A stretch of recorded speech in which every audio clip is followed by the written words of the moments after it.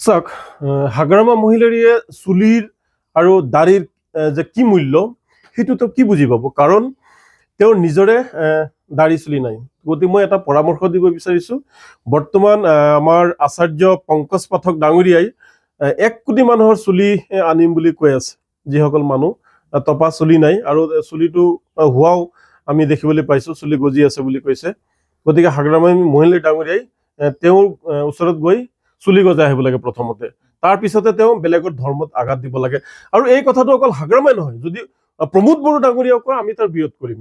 কোনোবাই যদি ভাবিছে আমি ৰাজনীতি কৰিছো, এনেকুৱা কথা যদি হিমন্ত বিশ্ব শৰ্মাই কয়, বদৰুদ্দিন আজমল ডাঙৰীয়াও কয়, আমি কিন্তু বিৰোধ কৰিম। কোনেও কাৰো ধৰ্মত আঘাত সানি ৰাজনীতি কৰাটো নহব, ইয়াত কৰিবলৈ দিয়া নহব। গতিকে মই পুনৰবাৰ কৈছো, হাগ্ৰামা মহিলাৰী ডাঙৰীয়া, আপুনি ইছলাম ধৰ্মক অপমান কৰিছে, ইছলামৰ নবীক অপমান কৰিছে। এই অপমান কিন্তু সহ্য কৰা নহব। আপোনাক মুছলমান অঞ্চলৰ পৰা কিন্তু খেদি পঠিওৱা হ'ব। গতিকে তাৰ আগতে আপুনি যি কৈছে তাক ক্ষমা বিচাৰক। আপুনি ৰাজনীতি কৰক, উন্নয়নৰ ৰাজনীতি কৰক, শান্তিৰ ৰাজনীতি কৰক, মূল্যবোধৰ ৰাজনীতি কৰক। কাৰোবাৰ ধৰ্মক আঘাত সানি আপুনি নহয় আৰু কোনোবাই কৰিলেও সেয়া কিন্তু সহ্য কৰা নহব, কেতিয়াও মানি লোৱা নহব। স্পষ্ট কথা। হয়, যোৱা পৰহি BPF প্ৰধান হাগ্ৰামা মহিলাৰী ডাঙৰীয়াই বাওখুঙুৰি সমষ্টিত এগৰাকী ইছলাম ধৰ্মৰ গুৰুক মৌলানাক তেওঁ আৰণাই পিন্ধোৱাৰ আগতে কৈছিলে, বদমাছ নকৰিবি মোল্লা, দাড়ি থাকিলে কি হ'ব বিশ্বাস কৰিব নোৱাৰি। বৰ গৰিহণাৰ যোগ্য কথা, বৰ ধিক্কাৰযোগ্য কথা। চাওক, আমি ইছলাম ধৰ্মৰ মানুহ আৰু ইছলামে দাড়িক লৈ কি কয়, আমাৰ যিগৰাকী মহাপুৰুষ আছিলে হজৰত মহম্মদ সাল্লাল্লাহু আলাইহি সাল্লাম, যি আমাৰ নবী আছিলে হজৰত মহম্মদ, তেওঁ দাড়ি ৰাখিছিল। আৰু যাৰ কাৰণে বিশ্বৰ মুছলমানসকলে দাড়ি ৰাখে আৰু তাক আমি পুণ্য হোৱা বুলি কওঁ, তাক আমি সুন্নত বুলি কওঁ। আৰু ৰাজনীতি কৰিবলৈ গৈ যি হাগ্ৰামা মহিলাৰী ডাঙৰীয়াই যিটো বক্তব্য কৰিছে, সেয়া ইছলাম ধৰ্মক আঘাত সানিছে, সেয়া আমাৰ নবীক অপমান কৰিছে। আৰু প্ৰতিজন যি দাড়ি ৰাখে মানুহ, সেই দাড়ি ৰখা মানুহবিলাকক তেওঁ অপমান কৰিছে। ৰাজনীতিৰ কাৰণে মানুহ ইমান তললৈ নামিব নালাগিছিল।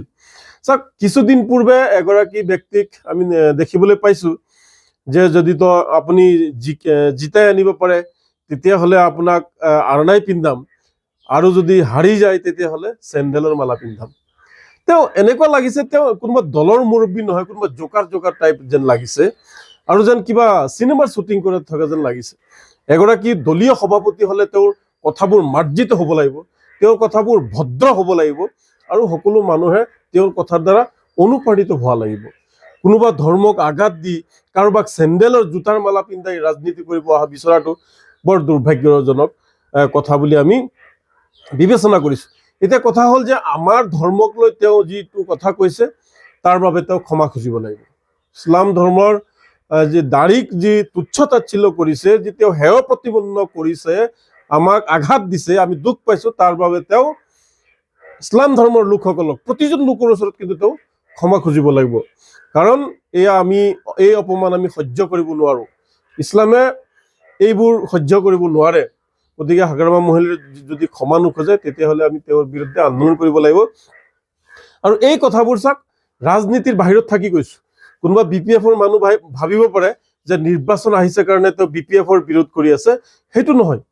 নিৰ্বাচনৰ পৰা আঁতৰত থাকি এই কথাটো কৈছো যে তেওঁ এই কামটো ভাল কৰা নাই, ইছলাম ধৰ্মক তেওঁ আঘাত দিছে। তেওঁ যদি ক্ষমা নোখোজে তেতিয়াহ'লে তেওঁৰ বিৰুদ্ধে আমি আন্দোলন কৰিম। চাওক, তেওঁৰ নিজৰ দাড়ি নাই, তেওঁৰ নিজৰ চুলি নাই কাৰণে মানুহক এনেকুৱা অপমান কৰিব নেকি? কি বুলি ভাবিছে এইটো? তেওঁ নিজে মানে এইবোৰ ভাবি বেলেগক আঘাত দিয়া, এইটো আমি ধিক্কাৰ দিছো, গৰিহণা দিছো। যিকোনো খবৰৰ বাবে যোগাযোগ কৰক 7099017330 লগতে 7099017110 নম্বৰত।